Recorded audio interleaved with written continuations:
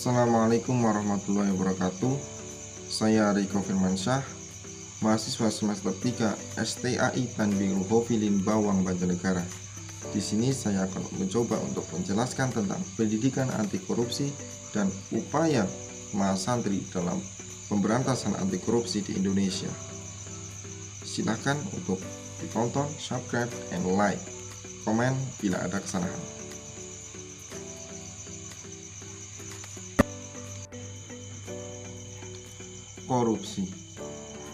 Korupsi merupakan perbuatan yang tercela yang dapat dikategorikan fasid atau merusak tatanan kehidupan dan jinayah kubro atau kriminal besar.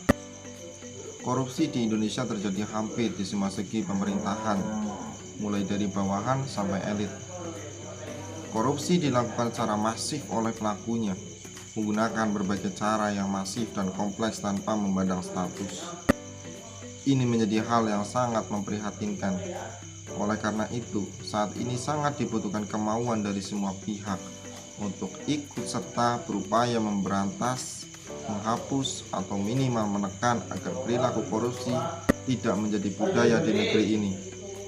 Mahasantri sebagai bagian dari warga negara harus aktif dan masif dalam pergerakan dan perwujudan Indonesia tanpa korupsi.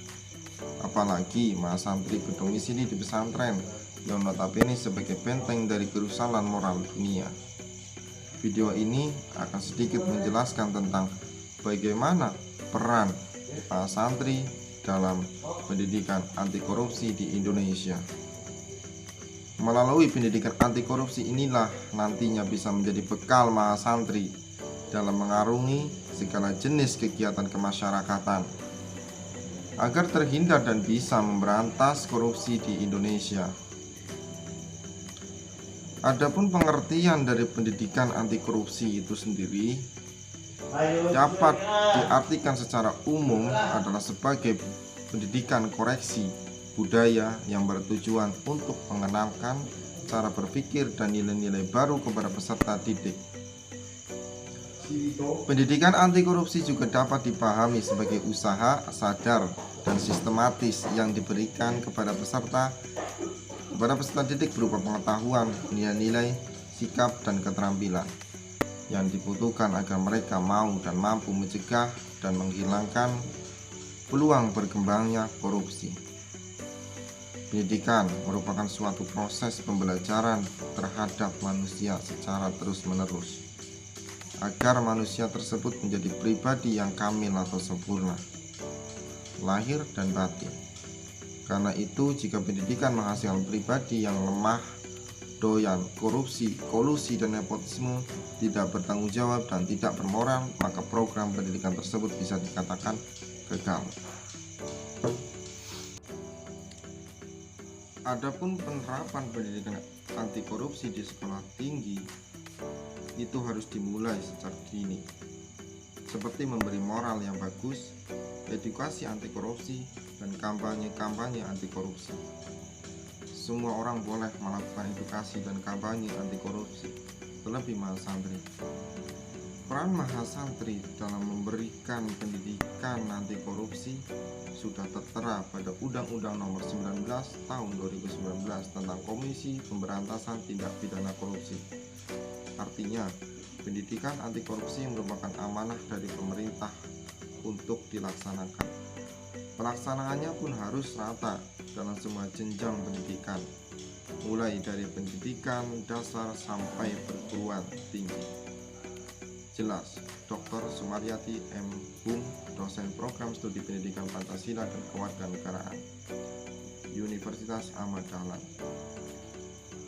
Sumaryati meneruskan, pendidikan anti korupsi harus dilakukan secara sadar dan sistematis dengan memberi pengetahuan, nilai-nilai, sikap, dan keterampilan untuk mencegah korupsi dan perilaku koruptif.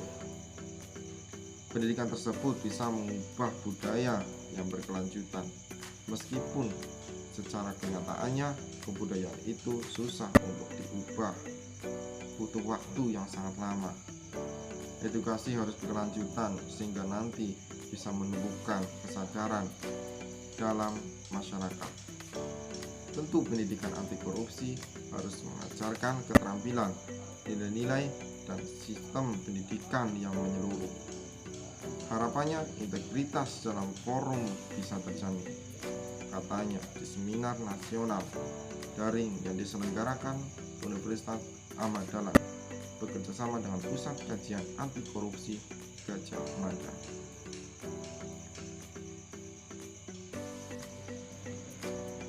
Secara kultural, hampir semua lapisan masyarakat pernah bersentuhan dengan tindak pidana korupsi.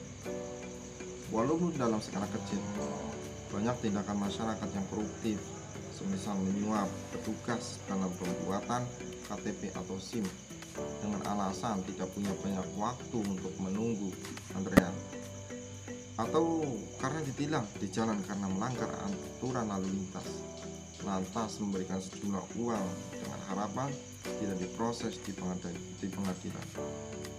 Menurut Kiai Haji Muhammad Zuhri Zaini, hanya orang yang berintegritas tinggi yang mampu menjaga diri dari perilaku negatif tersebut.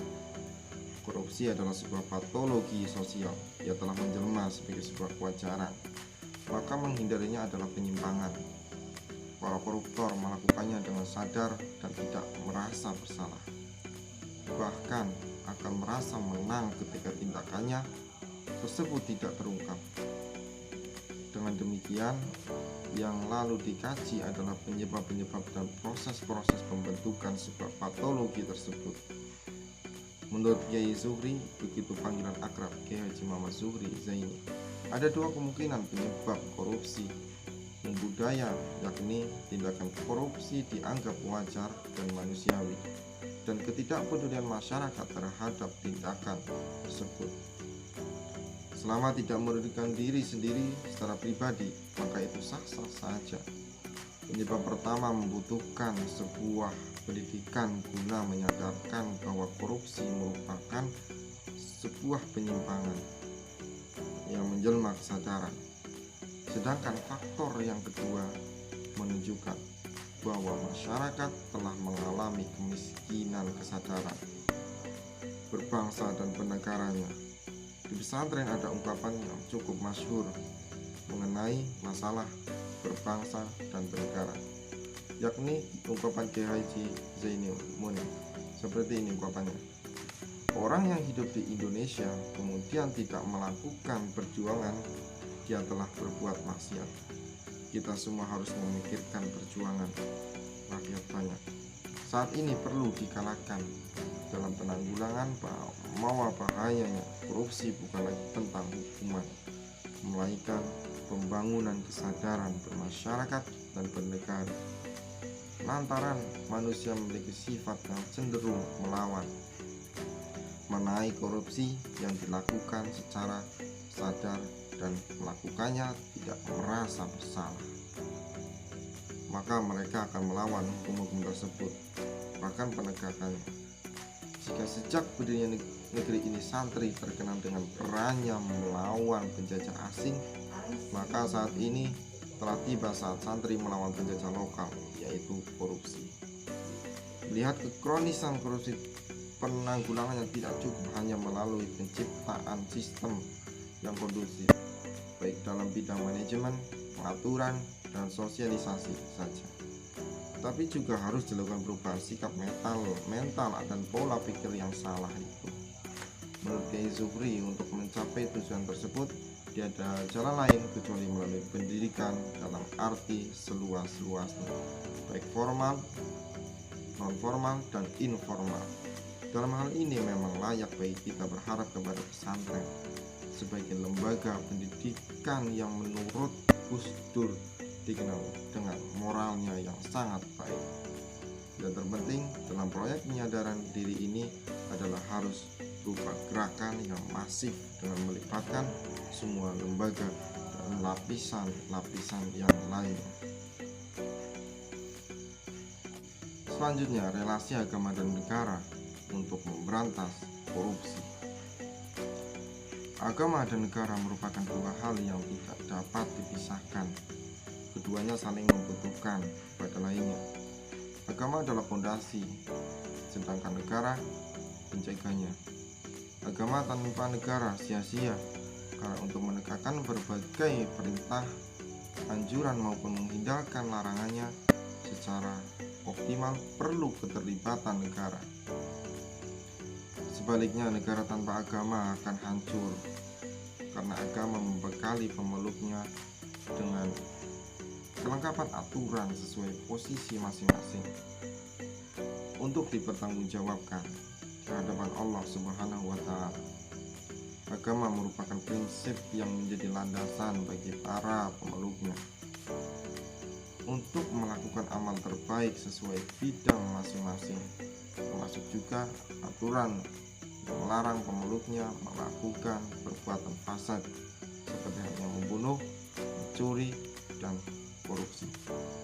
Dalam kaitannya dengan perilaku anti korupsi, penanaman jiwa nasionalisme harus terpatri di dalam hati seluruh para penerus bangsa. Seperti halnya pelajar SMA sampai mahasiswa, hal ini dilakukan guna menyadarkan mereka akan cinta tanah air dan pastinya akan menghindarkan mereka untuk melakukan hal-hal yang merusak tata negara. Jiwa nasionalisme sudah dicontohkan oleh Nabi Shallallahu Alaihi Wasallam sebagai contoh yang diceritakan dalam sebuah hadis. Kana idza qadima min safarin fanadhara ila judranil Madinah adha rahilatahu wa in kana ala dabbatin harakaha min hubbiha rawal Bukhari. Yang artinya, ketika Rasulullah SAW pulang dari bepergian dan melihat dinding kota Madinah, beliau mempercepat laju ontanya. Apabila mengendarai tunggangan seperti kuda, maka beliau gerak-gerakan karena cintanya pada Madinah. Hadis riwayat Al-Bukhari.